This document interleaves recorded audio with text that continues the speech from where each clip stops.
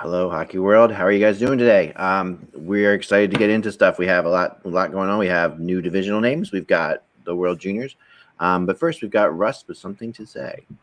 Well, let's talk a bit more about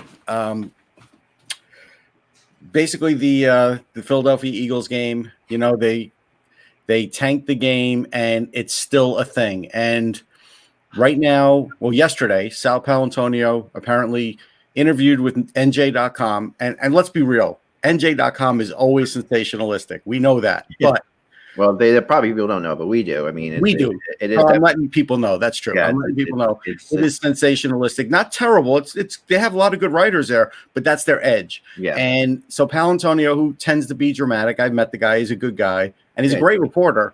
Been in this area for a very long time. Very good writer. Yeah. Very, basically started a S-storm by now saying the league should look into this tanking and making it. And of course, in the article, they write like Kennesaw Mountain Landis and the Black Sox. And it's like, it's nothing even close. Yeah. This is the can of worms the NHL. I mean, this is the can of worms the NFL really wants to get in on. And I told Russ this up. The reason that there is a supposed can of worms isn't because of, them throwing a game, which is what happened in the Black Sox scandal. It's because the NFL is in bed with the gamblers now, with FanDuel.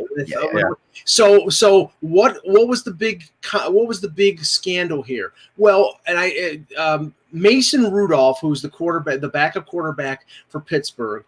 Pittsburgh announced days before they played the Browns on Sunday that Mason Rudolph was starting. Right. There was no indication other than apparently to what Doug Peterson said to Al Michaels and Chris Collinsworth that they might be bringing in this second stringer or third stringer. Really, he only said for a few series. Right, but they didn't expect it would have an impact in terms of the score of the game. They probably thought it was when they're down by 20 points. Garbage time, 10 minutes left in the game. Right. But this is the thing. If you're going to try to legislate tanking, kiss my rear end. Because honestly, it is in the best interest of Philadelphia to have lost that game. Was it distasteful the way they did it? If you're a Giants fan, sure. But you know what you do?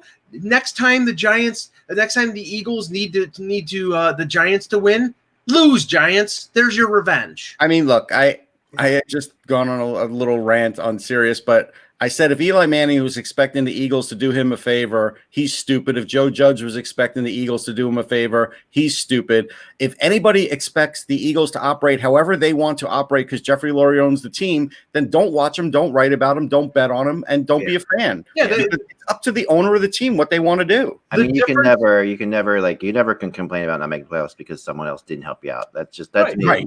You can't live that way, And they were tweeting that. Former players were tweeting that. Yeah. The difference between them losing and winning that game was 3 spots in the draft. Does that mean that that could be the difference between a superstar player or not? A quarterback or not? That's what it could be. Right. It could be a quarterback.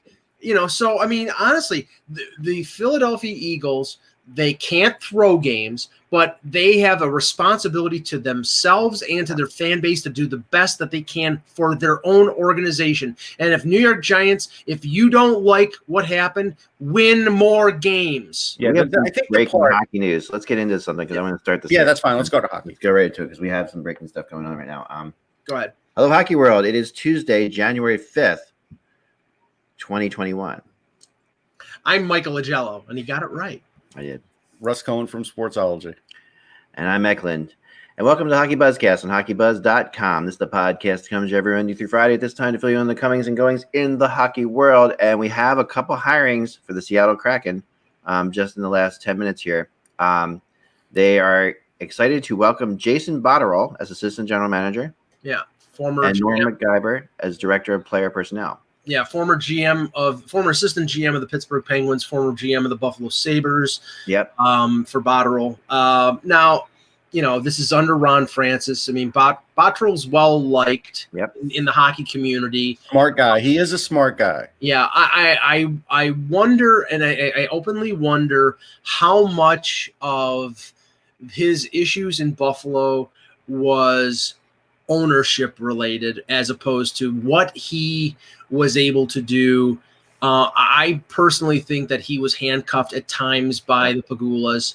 They're not to blame for everything, but if you look at what happened after he was let go, they bring in a neophyte general manager in Kevin Adams, who they can control, I'm sure Bottrell, after waiting for years, Russ, as an assistant GM under I think Ray Shero and Jim Rutherford in Pittsburgh, that he was going to run things the way he wanted to run things because this was his opportunity. Right. And that didn't work well with the Pagulas. And then this instance, I think he sets himself up to get another GM job. Maybe. Yeah, I think, look, he is well liked, and he is a smart guy. He's highly educated. I think the problem with Buffalo is after he got in there was a point where they said, you have to try and win now. And so he had to go make these ridiculous deals that I don't think he would. If you asked him if that was his vision when he got hired, he probably would have said no. But sometimes ownership does force GMs to do things they don't want to do. I go back to Emile Francis, having to trade Park and Rattel. He didn't want to do it, but they walked into his office and they said, you have to make some sort of huge trade. And if you have to trade those two guys, then do it. What's the GM supposed to do at that point? It made absolutely no sense at the end of the year. And granted, it was 2 weeks before the league was shut down because of the pandemic. But it made no sense to go out at the deadline and trade for Wayne Simmons and add players. And the only reason is because, nobody thought that the Sabres had a chance to make the playoffs. Even now, in retrospect, they expanded the playoffs to 24 teams, and they missed it by one win. So had they, you can say, well, if they had made those trades earlier, they would have made the playoffs. But in a normal 16 team setting, they had no chance in hell of making the playoffs. If you think about it right now, with Francis getting redemption where he is, not having to worry about getting killed for not spending quick enough or not trying to win quick enough, this is the best scenario for all these guys. Like, this was really smart because even like you said with Bottrell, he knows the ASGM position inside and out. Yes. And so this is a good front office. Yeah. And hockey ops. It's strong. And I mean, Francis, as a GM I'm still not 100% sold. I didn't love what he did. I thought he was maybe wrongly ousted, but I didn't necessarily love what he did either in Carolina. I mean, you have to admit, he drafted the timeline a little slow, sure. But if he had a different owner, he wouldn't have been fired. He drafted. This was an organization that was 5 or 6 years ago, I think, in chaos. They had Stahl and Skinner and not much else. Francis drafted well. He made good trades. I believe he made the Teravainen deal. He took took Bickle's contract, got Teravainen for him. They built a world-class blue line with Slavin and Pesci, getting Dougie Hamilton. I mean, that organization was not in a good place a few years back when Francis took over from Rutherford. And I think that where they are now in terms of the success that they're having is all because of Francis and, a little bit with Don Waddell, but mostly what Francis left in terms of the table being set for him. Yeah. I think that's a it's a really good point. And we'll see what happens now, because building a team from nothing is a totally different world, right? So that's a totally different scenario. Although we're heading down the same path as the Vegas Golden Knights, only because of the pandemic. Like, when this first happened, we were like, none of these GMs are going to do what they did before. None of that's going to happen. Everybody's gotten smarter. But now we're in the same position where everybody's capped out. And I think we're going to see the same things happen that happened the last time. Well, the difference with Vegas is there's a couple key things that happen with Vegas that has to happen again. And one is you got to get a goalie that's just going to be crazy good. But they could, right? They could, but that's still a big if. And Fleury could be that goalie again. Well, but Russ, the thing is that, I mean, really, with Vegas, it was, I think, maybe the hubris of some of the general managers out there to manage things and say, okay, I'd rather give up a first-round pick or give up a Marchessault to get rid of Riley Smith's contract or give up Alex Tuck to get him to take something else. those machinations, they never thought that would turn into a team making the Stanley Cup final. This time around, it's going to be out of necessity. I mean, Ron Francis has lucked out in the sense that the league is going through a wage freeze in a sense and a pandemic. So now he's going to be basically sitting there, basically saying, hey, my door is open here, guys. Give me your deals. Give me a first-round pick, and I'll take this guy's contract off of your hands. And these teams are going to have to pay up. Now, let me ask a legitimate question to you, Eck. Yeah. When Carolina calls them, and every GM is going to call them, is Ron Francis going to bend over backwards for Carolina? I don't think so. No, definitely not. I mean, it wasn't a great ending, I mean, and there were also like more than not being a great ending. There were like really weird, suspicious things being thrown out at the end too. That about like stuff. And that's not Don Waddell's fault, but he's going to be in the middle of that. Yeah, it's not Waddell's fault at all. Waddell is fine. I mean, it really has nothing to do with Waddell, but there was definitely some stuff going down, like between Chicago, all the Chicago and Carolina trades. There was suspicion that there was stuff. There's gonna be a Tom Dundon screw you tax. That's what it's gonna be. That's what I think is gonna happen. Yeah. Which means, like, say for example, like, okay, Carolina wants to open up space and they want to clear Jake Gardner's last 2 years at $4 million. Okay, give me a first-round pick. With most other teams, it'd be give me a second-round pick. But because you screwed me a couple years ago, you got to give me a first. Yeah. And if you want to do it, then buy out Jake Gardner and eat it. Yeah. All right, we're going to get to the division namings and stuff like that too, but I want to start with the World Juniors because that obviously today is the big day with that. And we had it was a disappointing Canada-Russia game for sure. I mean, it definitely didn't have the. Although I will now, I watched it. I don't know if you have the same announcers or not on the NHL Network. I watched it on TSN. No, we had Gordon Miller, and Ferraro. We did. Okay, so the same announcers, right? All right. So watching it, I thought that Ferraro was, a little bit unfair with Askarov. I just said that on Sirius. He was very unfair. Yeah, I thought that was like, this was a situation to me where, Canada's outmatching them and Askarov is trying to do he's trying to just do too much. That's what I tweeted out. I said it's an obvious when a goalie's losing his stick like that much and all that's happening and he looks like he's overplaying it or out of position. That to me is just an example of a goalie trying to do too much. I have to give Russ credit for this because we talked during the first intermission and Russ said to me, something's wrong with Askarov here. Now he lost his stick, so that's his blocker hand. But he was holding his glove hand a little differently than he ever had before. Right, holding it up, sort of like Ben Scrivens used to, which is very unusual. And the thing is, there might have been a hand injury there that might have affected. Especially on the one goal, the third goal. I can't remember who it was, but I noticed that, and Canada picked up on it because Canada was shooting that there. They were shooting for that spot, right? But this was the point where I thought Ferraro went over the top. He wasn't nice to Askarov the whole tournament, even though he had some great games. But the problem was he showed the video where they took 7 or 8 shots on him in practice, and he couldn't glove one of them.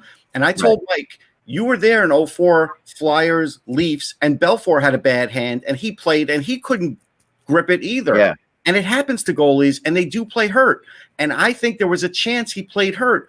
And I give Avis credit because he was in a chat room from somebody else that Mike and I write for, and he said Russia would never go with their backup goalie. They would just tell that guy to gut it out. Right. And I think that's what Askarov was doing. Yeah. Because the kid who's the number 2 is a Leaf prospect. Right. He's a project. He's somebody who's going to be in the KHL for 2 or 3 years at least. The step down from Askarov, who could be in the NHL as soon as next year, but probably in a couple years. Yeah.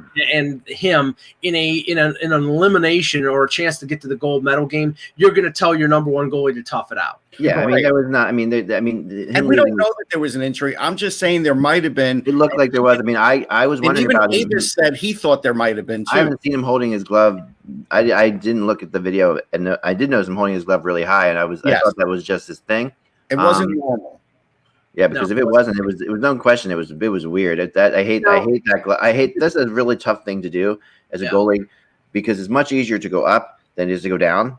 So if you're holding a glove like this and you're trying to twist it and turn it like this, that's really much harder than holding it down like here and bringing it up. Obviously you should keep your glove hand relatively high, But if you keep it high, you can go up and down relatively easily. Where if you put it like this, going down, and he's a like right-handed. He's a rarity where he's a right-handed guy too, so it's going to look weird.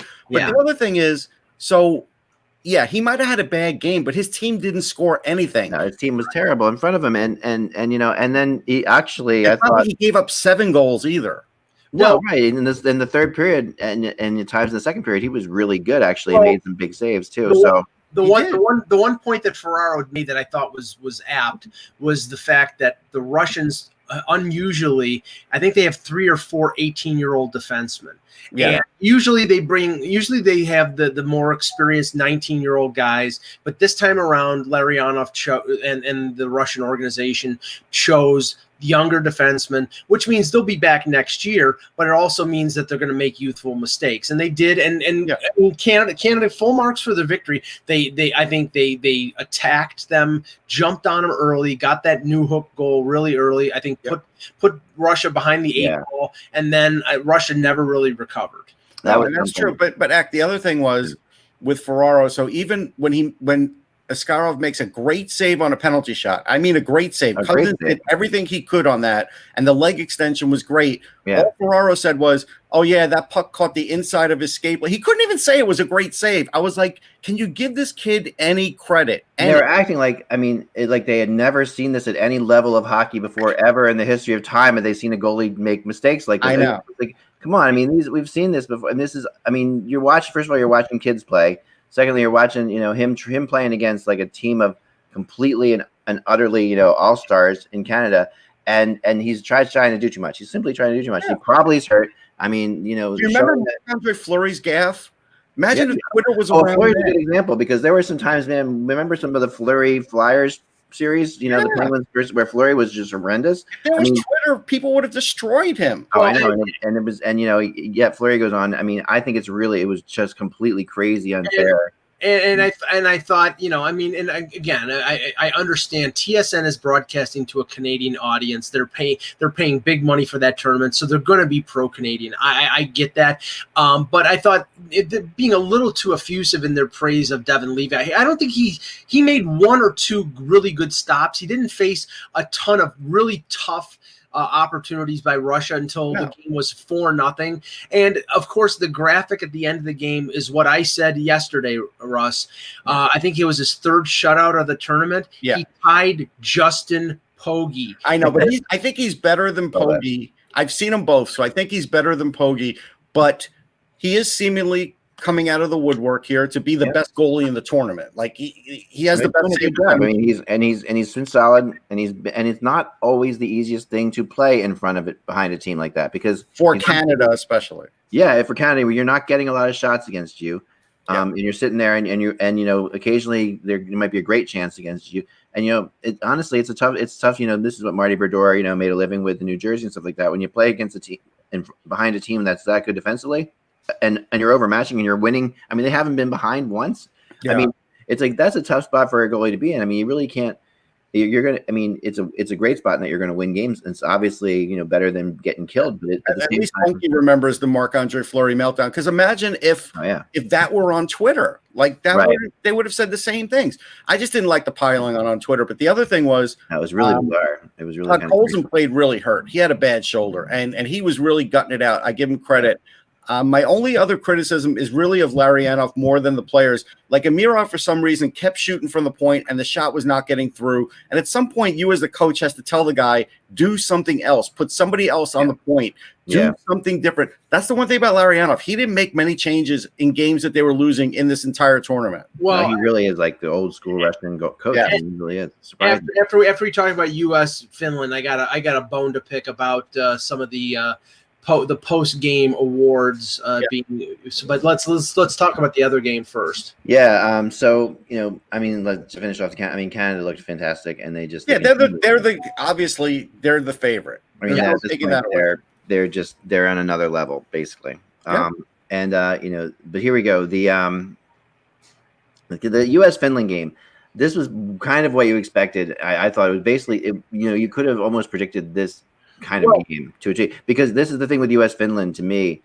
against Finland, it's very typical. My wife was watching with me, and I'm explaining to her that Finland's really good because they have this system that all the kids play all the time. So everybody knows, like, if you're a left wing, you know where to be. You're a right wing, you know where to be. It doesn't matter what team you played on growing up or if you played in Finland, you can just step into that Finnish team and play that system. But you have to give the Finns credit in this tournament. They were down 2-0. No question. They were down 2-0 to Sweden. They came back and won that game. They were down 3-1. Middle of the third period, they came back to tie the game 3-3 before Kaliev scores the winner in the final minute. So I mean, I didn't think it was a guarantee the U.S. were going to beat Finland because Finland always seems to give the U.S. a really tough time. But I think this is the game that we sort of wanted to see, Canada-U.S. because Canada-Finland they already played in Canada. Well, this is the one that networks wanted. This is the one that all of North America wanted. I mean, this is like you and me. I complained that these teams weren't playing in the tournament. Well, this is the reason why, because if they were in the same division, they probably wouldn't have played. Yeah, but this is what happened. This would be good theater. I mean, hopefully TSN opens up with a better song than they did yesterday because I had to mute it. It was awful. My God, please! And they've got their song. They've got the song that they have for the. And you know, it was awful to the point, Heck, where they even did a fade out, and I'm like, really? You got to waste more time doing a fade out here? Please, to start off with, Russ and I were victimized in Buffalo a few years ago with this hideous, ridiculous goal song. Ooh, ah. Would you be my girl? I mean, this ridiculous frigging goal song that they played after every Canadian goal. It's worse than Hall & Oates for the Leafs. It is absolutely terrible. And they played it again last night. I'm sorry, if you're a Canadian, you almost root for your own team to lose so you don't have to hear this frigging goal song. That's how bad it is. Here's what I want to say about the American game, though. Yeah. Really good for Farinacci. I posted last night my little scouting report at the draft in the group. I wouldn't have a scouting report on Farinacci if it weren't for Ted Donato because I caught wind that he had scouted this kid. I was the only person that interviewed him at the combine. Nobody knew who he was, but I only found out about it. So I started to get interested, and he's become a heck of a player, right? Yeah. So he's scoring goals, bold he is. So that's really helping Caulfield and Kaliev out. But Caulfield finally back-checked. Last 2 games, he's been back-checking. So that's been good. Kaliev finally scored a big goal because even in tough areas, he wasn't coming up strong, but he finally was shooting in tough areas in that game. But I'm telling you, the player of the game was Drew Hellerson. And I'll tell you why. If I were Cam York, I would have handed the puck to Drew, the Chiso watch to Drew Hellerson because that block that he made with like 10 seconds to go in the game was probably going in the upper corner of the net. And that was middle to lower body. And he already had a great game. When you're stepping in front of a puck like that, with one of the best players in the tournament, one of the best players shooting, you deserve the player of the game. And someone in the chat room said, they saw what I was talking about with faceoffs, and that's why Matt Beniers now is their key faceoff guy. Farinacci has a higher percentage, but he's also facing third line talent. Beniers is facing second line talent, and he's around 49%, and he's draft eligible. So he took the last faceoff last night. You've got to give him as much ice time as he can handle because he causes problems out there. And as a younger player, he laid out one of the Finnish forwards of the night. I mean, he's not just a pretty face. He's not just an offensive guy. I mean, I told you this, and I never use comps, and I'm not going to use a comp here, but there's a little bit of Austin Matthews in him. I was going to say the same thing. Okay. Here's my issue, and I won't spend too much time on it because it really is pointless, but it's just reflective of an agenda with some of these organizations instead of rewarding players who are actually the best. Now, at the end of the games yesterday, they announced the top 3 players for each team. They're not going to do that for the medal round and for the gold medal game. They're just going to concentrate on the results of those games. This was the time where the U.S. got it right. They got Spencer Knight, they got Zegras, they got Cam York. They did it right. I would assume I didn't see it was Levi, it was Cousins, and I cannot remember the third. Was it Byram or was it? I think it was Byram. Yeah, Bowen Byram. So Canada got it right. Russia, I don't know what the hell they are smoking, but okay, they gave it to Podkolzin. He's the captain. Right. They gave it to Askarov, who's their number 1 goaltender. Now, unless they were just going to say we're going to give it to we're going to give one to a defenseman, one to a goalie, and one to a forward, and that's what they were going to do. You don't name your leading scorer, one of your 3 best players. You wouldn't have gotten to that game if it wasn't for Amirov. Here's my take on that. Yeah. My quick take is Amirov didn't have a great game. I think he frustrated the coaches, and I think that's their payback. And I think it's petty, but I think that's what happened. And then the Finns named Lundell. Definitely, no question. He's a he was their best player. Give me a break. I mean, Heinola played 27 minutes against Sweden, but up until that game, everybody was basically saying he was underachieving in the tournament. And the guy who led the entire tournament in offensive in scoring by defensemen doesn't get named one of the 3 best players. Give me a break. Stop with the agendas and name the players that deserved. Yeah, there's a lot. That's the kind of thing, you just have seen it in all different kinds of levels of sports, and it's just like a youth sports. It's kind of like it feels like an extension of youth sports to me, It was actually, I think with Heinola now, as he's known, all of a sudden, I think that was a payoff for him because he didn't go to camp for the Jets. Right. He went there instead, and I think that's why they did it. It's sort of like, hey, you helped us out. Here you go. Here's your watch. Yeah, I think it had nothing to do with the players at all. I completely agree. And he was really good. I mean, if he stunk, it would have been a different thing. No, he was. I mean, he was last night, especially. Last night, he was great. I mean, he can fly. He can fly, and he just has that. He's got that factor, that X factor with the puck. He's a really solid. Now, Gord Miller last night was talking about apparently there's some NHL team that whenever he says the workhorse for Dylan Cousins, they have a drinking game and they take a shot. Right. I want we should have a drinking game for as many times as Gord Miller and Ray Ferraro reference the fact that Spencer Knight and Levi are both Florida Panthers goaltender prospects. How many times they mention it? I'll bet you at least 5 times during the game. Yeah. I'll tell you what, I'll do 5 shots if they mention that Levi is a Jewish goaltender.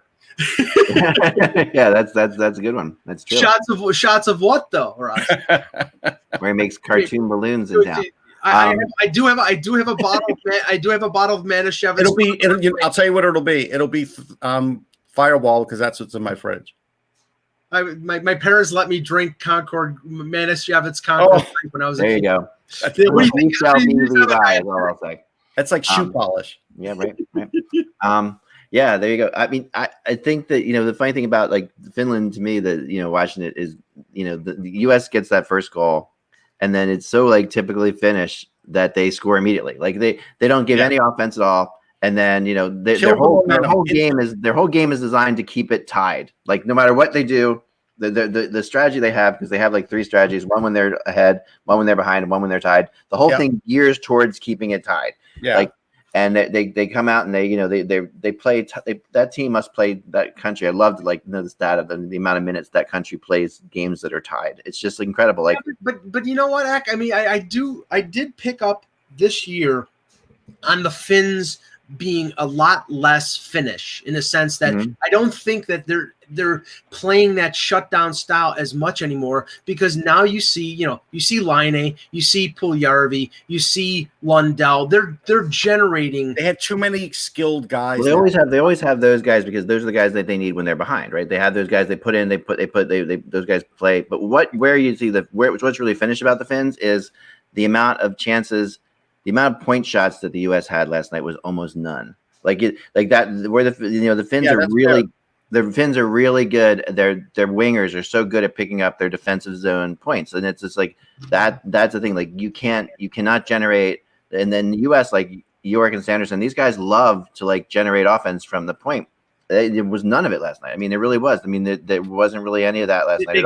They got in the shooting lanes to prevent them from getting shots through the net. So and they're just covered. I mean, those guys are covered. So like you're not going to see them being fed back. And it's a risky proposition for those point guys to hold off the shot and go deep, because then they get caught. So right, but that's what they have to do, and they have. And I'll tell you, there was one thing, Ek. The Finns did not play Roby Jarvente, who's a Sens pick. He doesn't have a point in the tournament, but he really is a talented player. And sometimes in these tournaments, you do get snake bitten a little, and you sometimes don't get a point for a while. But you know what? They should have played him. He's 6'3". He'd have taken up some space on the ice. Yeah. He's fast. Like, I don't know why. They were small. They did. The Finns did seem small. You can't play small against the U.S. You can't. Yeah. Now, let's talk about U.S. Canada. What's going to happen now? I wrote, a thing today in my blog. You guys can check out about my experiences in this thing going way back. What U.S. Canada meant when I was in the 70s and 80s. Versus what it means now. There, and how I believe that the U.S. can grow defensemen, can grow an NHL defenseman, and can grow an NHL goalie like Canada can. But I don't think can yet grow an NHL forward like Canada can. And I still think that's where they're slightly behind. It's pretty close now. It's close, but not. I mean, literally, Cousins and Zegras are tied, so it really is close. But when you look at the overall Canadian forwards versus the overall that's true. U.S. forwards, and even when you look at the Olympic teams, the Olympic teams, the overall Canadian forwards versus the NHL. If you take the guys in the NHL right now, and we're right. If the U.S. goes to the Olympics in 2022, I think they could rival the Canadians in terms of forward depth. But close, but still not there. I don't think. I still don't think. I mean, they have some players who are definitely worth. I mean, I honestly think the U.S. is stronger up the middle for the Olympics than the Canadians are. The Canadians are getting older. Taves, Crosby. I think that is a fair assessment. I mean, yes. Then they're also getting Lafrenières, and they're getting but they're still getting these guys. I'll tell you, one of the biggest jumps on the Canadian team, and I loved him in his draft year, was Peltier. And I don't think he was ever really looked at the right way because of his size. And he's got a great shot. He's got speed, and he's up on the top line now. Well, just as the focus was yesterday, will be happy about that. Just as the focus was yesterday about Canada, Russia, and saying that Askarov was going to have to come up big, and he didn't. But there may have been reasons. Obviously, if the U.S. are going to win, Spencer Knight's going to have to come up big. And I thought Spencer Knight played really well against Finland. So he did. It's not all on him, though. Honestly, it's not all on him. No, I think it's on the defense, and I do think they have to keep the puck in the rink. Those over-the-glass delay of games are killing them. And they've got to look. I can't kill them for penalties, right? Because you're going to drag Dylan Cousins down. There's guys that are going to draw penalties, and Canada's power play is actually not in the top two, which is surprising. But I guess sometimes when you have too much on the power play, you do have problems trying to figure out who your go-to is. But at the end of the day, they don't really have I mean, I know Cousins is putting up all these points, but it could have been other guys that put up all these points. It could have been right. Like they don't have that dominant thing. Maybe they have it. Maybe Kirby, who's out now. Maybe he's the guy who would have been that. Maybe Doc would have been the guy. Yeah. Yeah, but I mean, obviously the front guy would have been that. I do think that that Canada's depth in terms of they can throw out McMichael, they can throw out Quinn, they can throw. I mean, they can throw out Newhook. Yeah.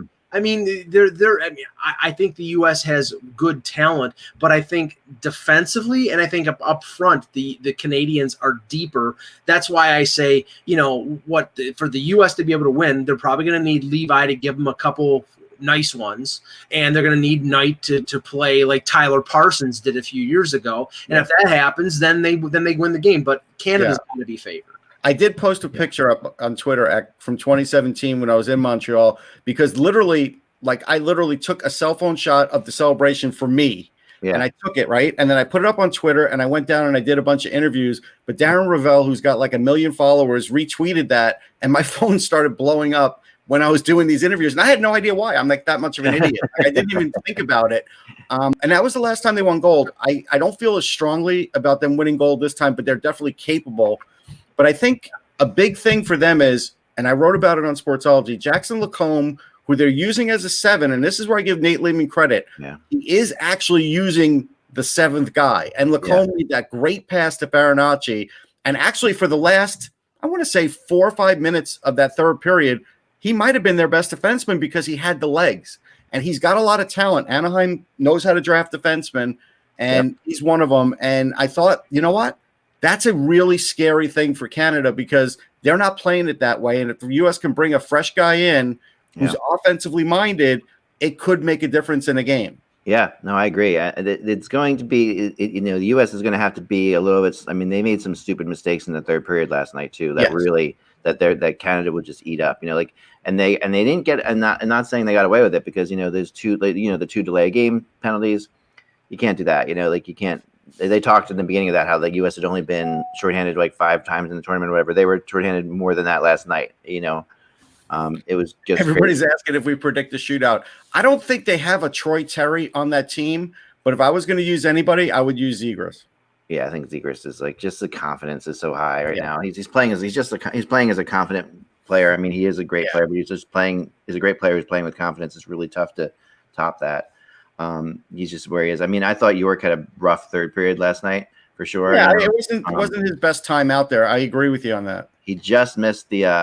It was funny because his main thing, like of just not tying up the player but not tying up the stick, is going to kill him. Yeah, it happened on 2 of the goals by Finland. He's still getting stronger. Like he put on 10 pounds of muscle this year. Yeah. He needs another 5 to 7, and then I think he'll start to be able to make those plays. But remember, when Cam York was drafted, we didn't talk about his defense at all. Right, like he was a purely offensive player. Yeah, and I agree. And you saw that last night. I think you saw some of the way he's getting. Canada's forwards will definitely test the U.S. defense in a big way.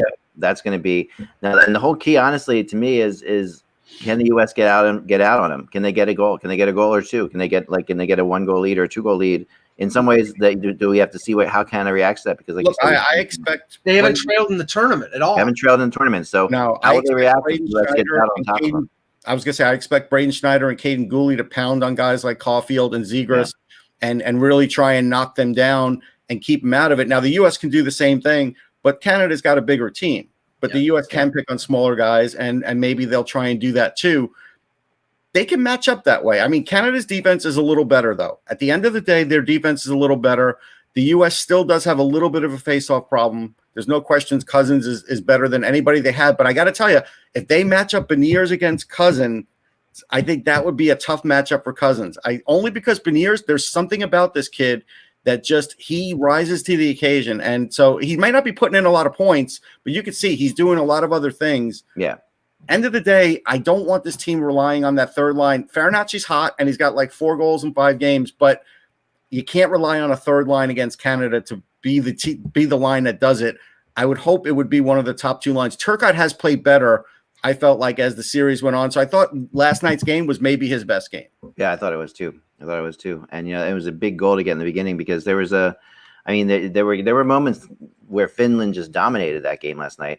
Yeah. And that was that, and obviously when they brought it back to the tie at 3 and they had outshot them, like they had taken 11 straight shots, I think, before the US score the goal to win it. So that, that kind of stuff, those long stretches like that that's going to kill them tonight. Byram, I thought would be the best defenseman in the tournament. I think he is the best one. Yeah. He's NHL ready, it looks to me.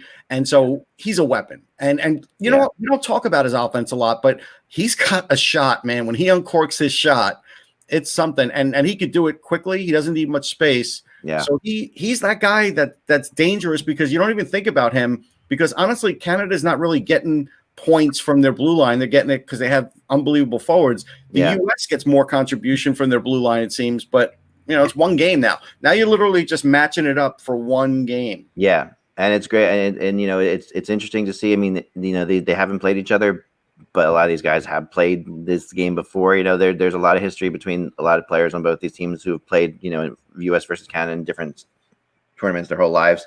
So it's like this is that's what makes it so much fun tonight. And I think that as far as the Finland-Russia game, it's not worth talking about, but I think Russia tends to not show up for these games. I know, but I don't think Larionov will allow that. I think it'll be different this time. I think so too, and I think that Russia also I don't know if they'll win, but it'll be different. They have medaled in a series like 9 straight or something like that. So this is the interesting thing here, Russ, is if Askarov is hurt, then they may play Akhtiamov. Now they might, yes. Right.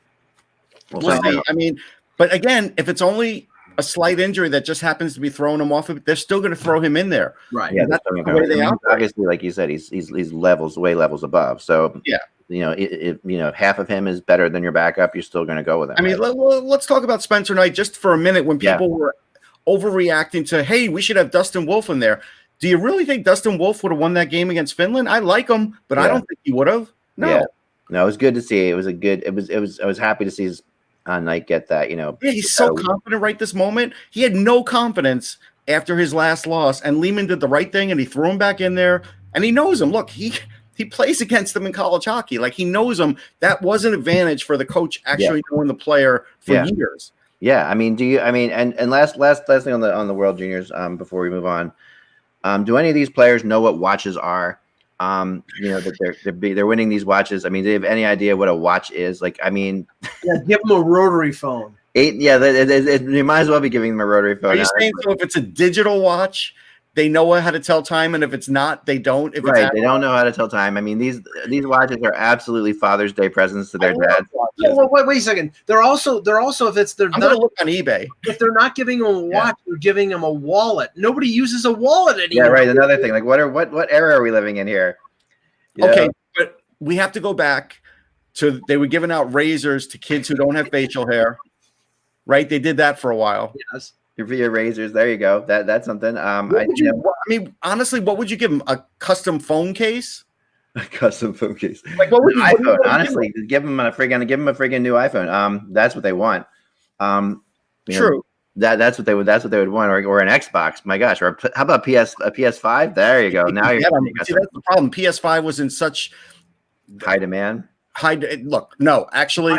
I was in the video game business. They create their own demand. They purposefully, when they put out hardware, they purposely short the market, and they create this demand. And then you always have to wait until after Christmas to get it. Yes. I've been around for their biggest releases. This PlayStation 1's a good example, but I was around for a few of them. And they've done the same thing. It's their playbook. So it's not. It's just. It's hilarious. Normally, these like the big box stores, Target or Walmart, they will not put any kind of warning or anything like that outside the business because they want you to come in, even if the item that you want is out of stock. Going into Target yesterday, they had a standee outside. We have no PlayStation 5s. We have no Xboxes. Yeah, that's it. So everybody who was coming in turned around and walked away. Yeah, give them N95 masks. That's what you need to give them. I don't know. I'm just trying to think of that actually would be valuable for them. All right, but because granted, they're a watch company, right? So they sponsor it. Are they benefiting? Are they really benefiting from sponsoring? Like, are they going to see? Would you rather them like find the heavier players and give them the Untuck It shirt? Like, I don't know, an uptick in watch sales because of this. I mean, are they going to see? I just don't know. Like, what's going to happen here? Like, are they going to? I mean, I don't know. It's just kind of crazy. Anyway, there you have it. But I just thought that was worth mentioning. All right. Let's talk about this because this broke about an hour before the show. Yeah. Oh yeah. Yes. The NHL divisional names. Oh boy. Oh my God. I mean, I have no problem with this whatsoever. By the way, so just of course you don't. Of course you don't. How could you have a problem with this? Okay, I'm going to tell you how. Can I just say? Please go ahead. One semi-derogatory word. Whore. They are whores right now. All right, I'm not going to say that word. Let me finish. Oh my God.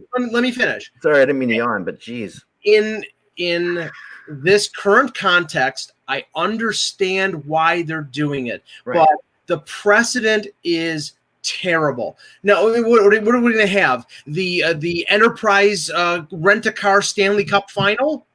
Come on. Okay. No, we tried. HockeyBuzz tried to sponsor the Canadian division. We just got outbid. We were. Heck, here's my take on it, and I think you'll agree with me. The HockeyBuzz North. Wouldn't that be good? I don't care that they have companies sponsoring the division.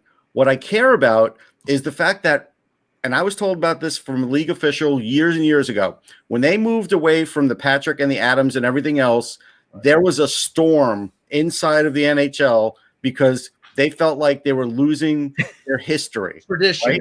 Yes. Tradition. So then they went away with that and they started doing Northeastern and all these ridiculously generic divisions, right? Because we don't know where Canada is. So hold on. So now if you're going to force fans to like these sponsored divisions, why couldn't you go back to the Patrick division sponsored by that's what I posted today. I posted a thing out there saying, okay, I get it. I get why they did this. I posted a little poll and I said, hey, come on, let's call it the Scotiabank North Division, Scotiabank Adams Division. That's what I want. I want to see the Scotiabank Adams Division. Give me that. 3 or 4 of the buildings in Canada are named Scotiabank. Yeah, we're so confused at this point. It's like, is it even good advertising? I know there's Scotiabank Center, Scotiabank Place, Scotiabank Turin. I don't know. There's all kinds of things in there, but I think that.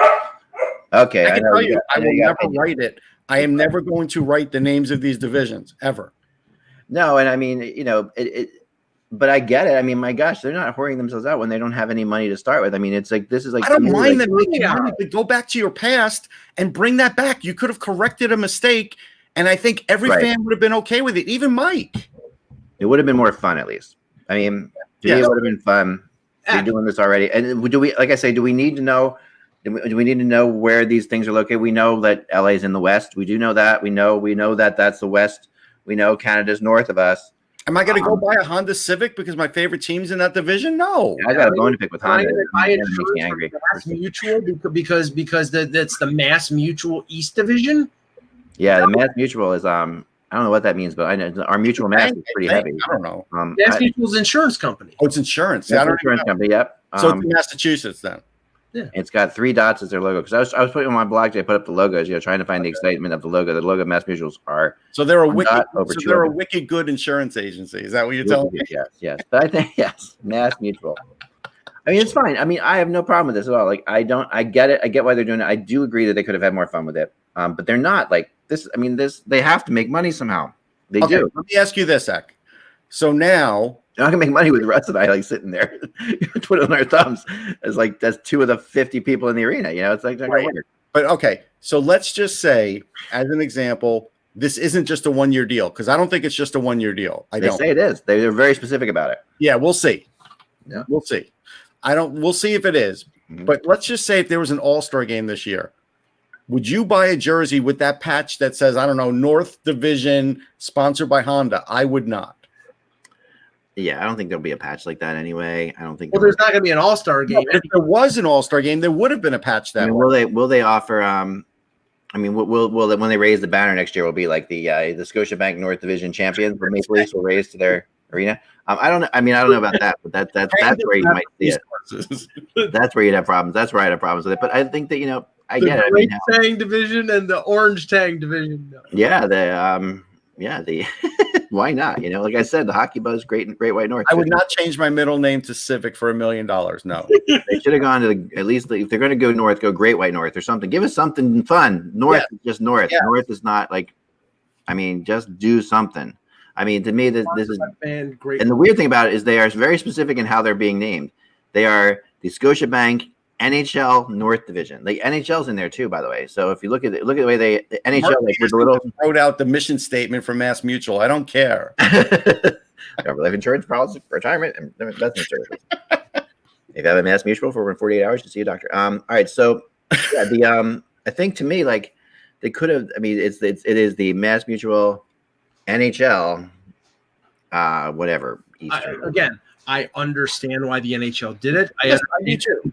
Because I understand that right now they're looking for any possible way to make money and the players are going to sign off on it because it's going to reduce escrow. But I go back to the point that Russ made. It's like, okay, you're going to go away from tradition to go to some sort of generic direction, right. Northeast, whatever. But now because of the point, where the game is right now and where in the financial situation, you're going to whore yourself out for a couple extra bucks. I just think it's unseemly. So that's my problem with it. Go ahead, do it. That's fine. Everything is on the table this year. Advertising on jerseys is on the table. But they wouldn't be doing this, and they could have done this before, but they didn't do it before. And they wouldn't do it before if they had the money. They wouldn't be doing this. I mean, Major League Baseball just did it. They just announced it again. But the same situation. It's like the money is. But here's a potential headline, and I'm not sure this helps Honda. What if they say, hey, this 2021 season really fell flat for the Los Angeles Kings and the Honda division? Right. The Honda division is the weakest division in hockey. Right. The LA Kings are about as successful as the Honda Prelude was. Yeah. Mm-hmm. I've had issues with Honda Finance myself, so I'm not thrilled about that division myself. Listen, I got over 200,000 from my Civic. It was crazy. No, I mean I've had no problems with Honda cars, but yeah. Financing, that's a whole different. They've lost a couple payments along the way. Now, go ahead, sorry. Yeah, no, I mean, I think it's fine. I knew people were going to freak out. Do we think that the league decided they were going to do it when they heard Major League Baseball was doing it because they have 6 divisions, and so they're making more money on it. Do you think they followed suit? Because I got to tell you, I think so. I mean, I think what I thought. I think it was one of those things that was like hanging in the balance. They were waiting to see how which way it went in their heads, and they were like saying how the NHL fans would be reacting to different things, and then baseball just gave them the excuse to like go with it. I think that's. Wait, this might be fake about the MLB one. Okay, never mind. Did MLB not do it? Yeah, I think it might be fake, but it wouldn't shock me if they do it. Because if they had, yes, I don't know. Because if they did do it, that would give the NHL the excuse to do it. But right, the fact that doesn't mean they won't. I think they did it a little bit late. But I have one more bone to pick. Since we're going to pick bones for a second, this is a really good one too. I'm going to go to NHL.com for a second, and we're going to bring it up on our together. We're going to share the screen, just like like an old fashioned Zoom call, kids. All right, so here we go. NHL. I'm going to share my NHL.com screen with you guys. Here we go. I'll be happy when we don't have to do Zoom calls anymore. I know. It's never going to go away. All right, probably not. All right, so I'm sharing this. This is the NHL.com. Okay, so now I don't know if this has changed. So I might looking like an idiot here, but yesterday. I go on. I'm like, hey, you know what? I really, I'm going to go to these games. I should find out when the Flyers are playing. Like I usually send my wife a copy of the schedule. So I'm like, okay, cool. All right, so I'm going to go to the teams, and I'll go to the teams first. And where are they? Teams here. Okay, I go to the Flyers, Philadelphia. All right, I go to here, and I'm like, cool. They're still set up. The first thing that pops up is schedule. I'm like, cool, perfect. Right. I click on this thing. It's just an article about the schedule. I'm like, okay, so that's not gonna well, first thing. Hold on. Why couldn't they fit schedule as one word? I know. Schedule. All right, but I'm like, okay, I'll go up here. This is where you usually go anyway, right? Get the schedule. Right. All right, schedule. There's a promotional schedule. I didn't know what that was, but I just wanted a schedule. Printable schedule. You click on schedule. Okay. This comes up. Okay, so yesterday. This came up as a 404 page. Of course, it won't now, but it came up as a 404. There was the 404 error. Okay, right. Printable schedule. Do we have that now too? We can do that. Okay, yes. Okay, that's good. So we're better now. But the other thing, but that's not the only problem I have with NHL.com. Because it gets worse. To me, this is the harder thing, and this is. I thought you were going to pick on like Adam Kimmelman's writing. I was going to. No, this is something that's been going on for years. All right, I'm down here now, and I'm reading the headlines, right? I'm like, I click on this headline. So click on this. So now I have along the sides here, I have the other articles, and I'm like, okay, I see something. I want to see. I mean, I got these different stories. I want to see. Okay, line A dismisses trade speculation. I click on this. All right, now I go to this. Maybe this is weird. Maybe Safari's weird. Maybe it might be Safari because what comes up on here? Is it Safari? I'm sorry. Well, I'll tell you this. I couldn't get the article at all. It might be a Safari thing then. I was going to, no, actually, the funny thing is, I was going to mention this. NHL.com, whenever I try to open it up using Google Chrome, it crashes and then asks me to reload constantly, whereas it opens on Safari. So it works on Safari, but it doesn't work on other operating systems, which is bizarre. I got there and it was like, you could see more or see less. It didn't, there was nothing. It was like, see more gave me one sentence, see less gave me nothing at all. Remember, though, MLB BAM is the one who works on these websites. It's not even the NHL anymore. And they could have been loading the website yesterday because the schedule was just released yesterday. The only thing I had a problem with, and we'll get it. Okay, here's an example. Oh man, I swear to you earlier I had a problem. I'm sorry. There's no reason not to believe you. I'm sorry, NHL, but first of all, the schedule thing yesterday was freak. Let's bring up a different subject, though, with the Islanders, right? So as it turns out, Lou Lamoriello was not lying. He did sign these guys. Yeah, he did. PTOs, except Matt Martin. Now, this 4-year deal for Matt Martin is like the Derek Englund deal. They're basically going to keep him around. He's going to be a part of the organization. I guarantee you that is what will happen. But if I'm Matt Barzal, do I really want to see another player like Matt Martin get signed to a 4-year deal when I know I'm not getting a 4-year deal? Yeah, but the Matt Martin deal has not been filed. But the idea that it's going to be 4 years is the surprising part, no? Well, no, it's not. It's not surprising for one. And so I think it was Arthur Staple mentioned it. They made it a 4-year deal so he wouldn't get claimed in the expansion draft. Because then, he'll have 3 years left on his contract. And do you think that Seattle wants to claim Matt Martin? So you're going to waste $3 million to keep him. Russ, who knows if he'll even get to year 3 or 4? You know how these. That's what I'm saying. $3 million. Yeah, they can. If it's 1.5, they can bury 2/3 of that contract by putting him on by putting him through waivers and sending him down to the minors. Who knows how long he's going to be an effective player? I mean, I hope for his sake that he can play 4 years, but I mean, a lot of people thought his career was almost over. I get what he means to the community. People love him on the island. We've talked about it. All I'm saying is I can't be happy if I'm Matt Barzell seeing a teammate get a 4-year deal. I saw Brock Nelson get long-term deal. I saw Lee get a long-term deal. Where's my long-term deal? It's the money. That's the whole thing. It's like, okay, I want a long-term deal, but I want $9 million. Well, we can't afford to give you $9 million. Yeah, you're not getting $9 million. I totally agree. Yeah, I mean, hey, Nashville did it with Colton Sissons. They signed him to a 6 or 7 year deal, and he was making 2.8. That deal was $2.8 million. That deal was unheard of. Who signs a player for 6 years or 7 years at under $3 million? Yeah, it's going to be a good trade. It's going to be a good deal, though. I've said it before. So I still believe in the Colton Sissons deal. And I think you're gonna, and I think especially this year you're going to see him take on a big role with the Predators. Watch out. I mean, that's fine. I mean, you heard it here first. He's not a bad player. We should talk about Pierre-Luc Dubois for a minute because it has come out that there's possibly a clash between him and John Tortorella. I know that seems shocking. Wait a second. Hold on. Stop. What are you trying to tell me now? I'm trying to tell you that I saw somebody tweet out that they said part of this deal, the way it is because Pierre-Luc Dubois feels like he wants to be on a bigger stage, and maybe John Tortorella does not allow that as a coach. Did you hear that, Beaker? That's nuts. Yeah, no, I agree. That's crazy.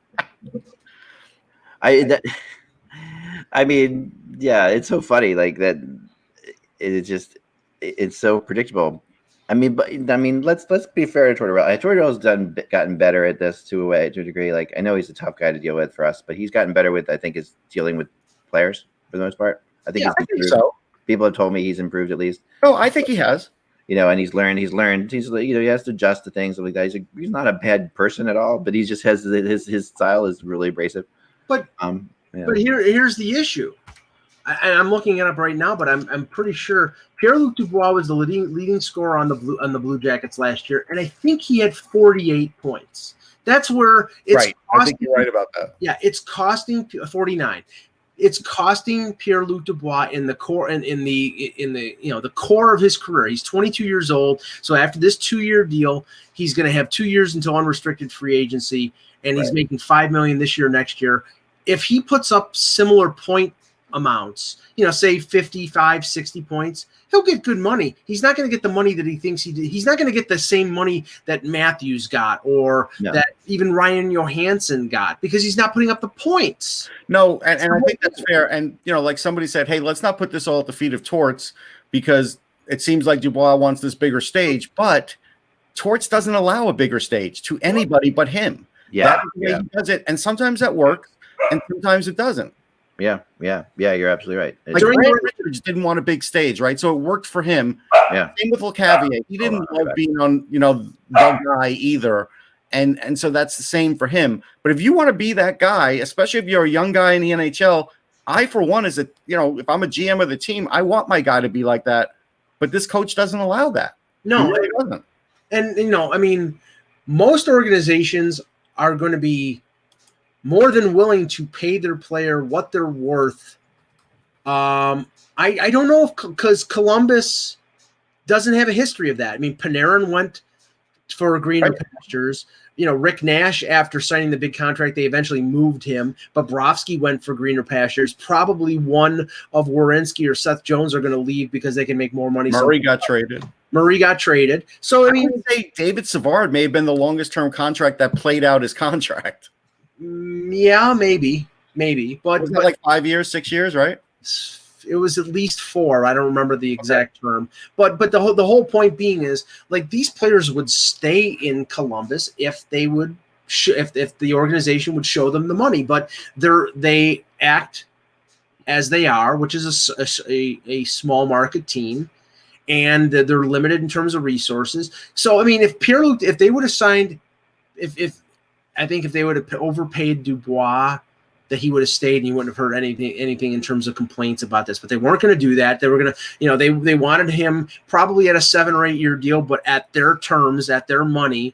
Right. And he's like, okay, what I'm going through right now isn't worth that. And if, honestly, I right now, unless there's a dramatic change of heart, he's going to get moved probably next summer. Just think about this. He was a point a game in the playoffs, 10 points in 10 games. Yep. His shooting percentage was 14.8%. His faceoff percentage was 55%. Yeah. Yeah. Big. He deserves to be on a bigger stage. There's no question. And there's no reason why Torts couldn't make him a bigger part of the offense without getting rid of his sensibilities either. Yeah, I mean, Torts has dealt with bigger stage players in his career. Gabrick, and it didn't go well. Right. Well, I think of I'll talk about LeCavier and players there's players. It went well with LeCavier, but if you think about it though, LeCavier was already on the downtrodden sign from being that first overall pick to lacking some confidence. I think when Torts got there, and he got it back for him. Yeah. And Richards is a guy that sort of hides behind the scenes. So I can't name you an athlete that was a guy that was looking for the spotlight that worked well with Torts. I really can't. Now, John Shannon mentioned yesterday. Even Hobby Bullen left, right? So true. That 3 AHL teams are opting out this year. Charlotte, Springfield, and Milwaukee. And 4 other teams are relocating for the AHL season. So the AHL is going forward as of February 5th. Binghamton, which is the Devils affiliate, they're going to play in Newark, presumably at the Rock. Ontario, which I believe is the LA Kings affiliate, they're playing in El Segundo. The Bruins affiliate, which is in Providence, is playing in Marlboro, Mass, and San Diego, which is Anaheim's affiliate, is playing in Irvine. So they're all relocating now. I'm assuming those are because of local municipalities not allowing them to play. And Russ brought up a good point. He says, what it's going to be costly for these players to relocate. Probably. Right. These teams are probably going to bust them if it's within reasonable distances. Bust them to the games from where they can live. Providence to Marlboro, Mass is that's not. Yeah, I don't know. I don't know how that far. close. I mean, that's not that close. And would you want to live in Irvine at that cost if you were making $75,000? Right, like you can't live cheap in Irvine anywhere. No, I mean, yeah, they're going to figure out. I mean, Irvine's way worse. Bakersfield at least is cheap. And San Diego to Irvine, that's no close. That's no bus drive.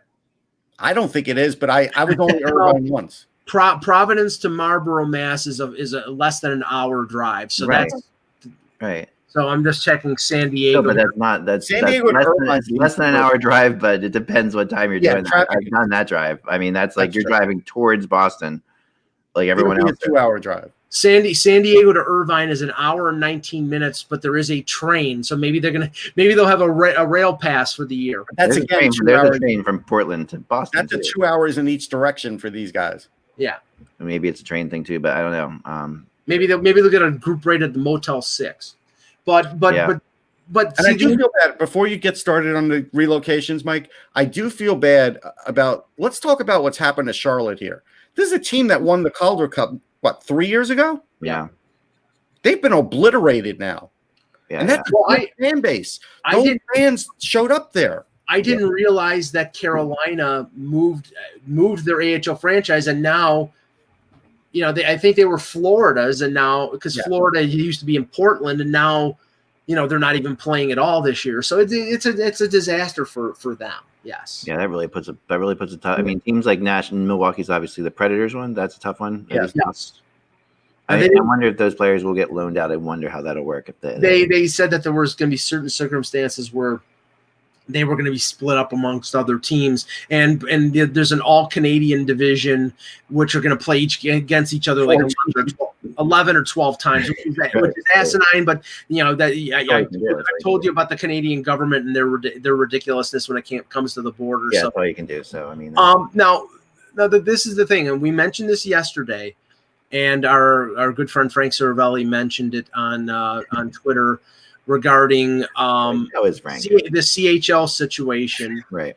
Now, if the CHL does not play, if the OHL, the Q, and the W do not play, then players like Dylan Cousins, like Jack Quinn, like Nick Robertson, who are only eligible to play in junior or in the NHL, they would probably be allowed to play in the American Hockey League, which for their development is a good thing. I mean, maybe they're not ready for that, but I think that's better than sitting dormant for the year. So we'll see if that actually happens. I mean, Russ, I think you're right. 3 different times last week and this week. Right. The only thing I could say to that, Mike, is I do believe there's a chance it could happen. But again, you're now telling me that the OHL is going to have to put up the white flag pretty quickly here, because I don't think they're going to do it. I think the OHL is going to wait this out a while, just like any other league, like the NHL. The OHL could decide in March, hey, things are looking better. We're just going to have the playoffs. We're just going to have a round-robin tournament, and it's strictly playoffs. And, who's to say? They didn't even start. See, it's not like last year where, at least there were 60 some odd games, almost 70 games. Right. And they haven't even started a regular season. Right. That's my point. Yeah. Maybe they won't even have a regular season. Maybe they'll just have like a week's worth of games and they go right to playoffs. And again, the problem with this one is, so let's say you're talking about a guy like Quinn and you're letting him play in Buffalo, and then they're on the road and they're in Boston or something. And now all of a sudden the OHL starts up and they're like, hey, wait, we need Quinn back for our opener. Like, where is he?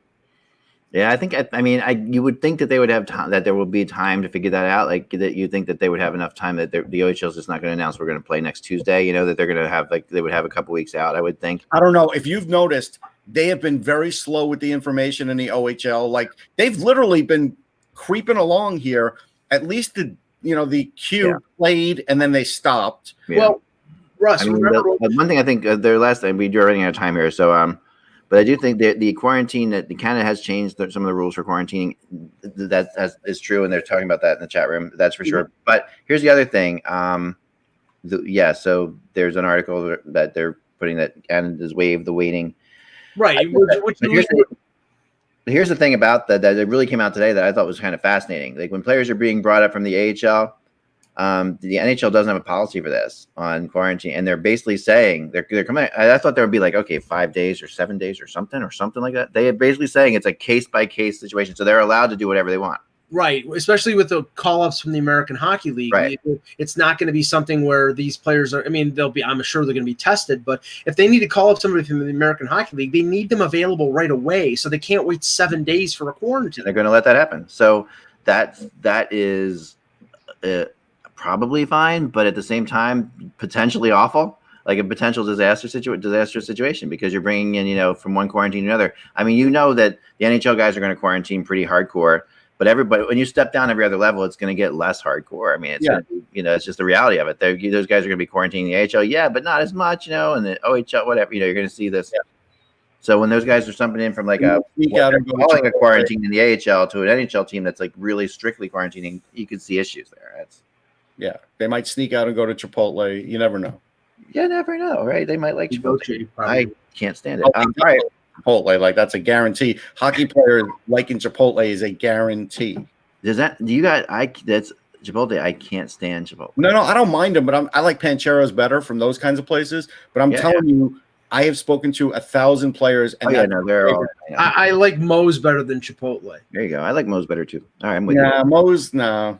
Hey, Moe's, advertise with us. Come on. So for all your Mexican fast food needs, come to the Hockey Buzzcast. We'll set you straight. All right, folks, that's all the time we have for today. Hope you enjoy the games. The earlier game, which is the game for the bronze medal, which is always interesting, and then the big one tonight, which will be a blast. I think at 9:30. 9:30, which is ridiculous. Just again, have some marketing savvy people. It's 7:30 in Edmonton. That's all they care about. It's always some different time. Yes, Mike, because at the end of the day, they're just trying to sell this game to the Edmonton market. Yeah, that's a good 100,000 people that are going to be there. It's 6:30 in Vancouver there, Russ. I mean, you got an entire country of America watching this game. Right. Don't worry about maybe 10 million from America that might want to watch. Who can stay up till midnight on a Tuesday to watch this besides us? We obviously can. All right, predictions for tonight's game. just throw it out there real I fast. think that Canada will win, but I'm hoping the U.S. wins because I'm American. Yeah, right. Canada 5-2. 5-2. I do want to say this. I've been chatting with Kim Coates from Sons of Anarchy fame on Twitter about this, and if people want to follow that, I will be chirping him again when the game starts. There you go. And I got in on it too. I I piggybacked on that. Yeah, so check that out for sure. I'm gonna go 5-4 Canada. I think you're gonna see a really crazy. I think you're gonna see a wild game tonight, like a high scoring affair, which is not probably to be expected. But 5-4 Canada, and I'll even give it an overtime. Okay. All right. Remember, without the buzz, it's just hockey, y'all. Talk to you soon. Talk to you tomorrow.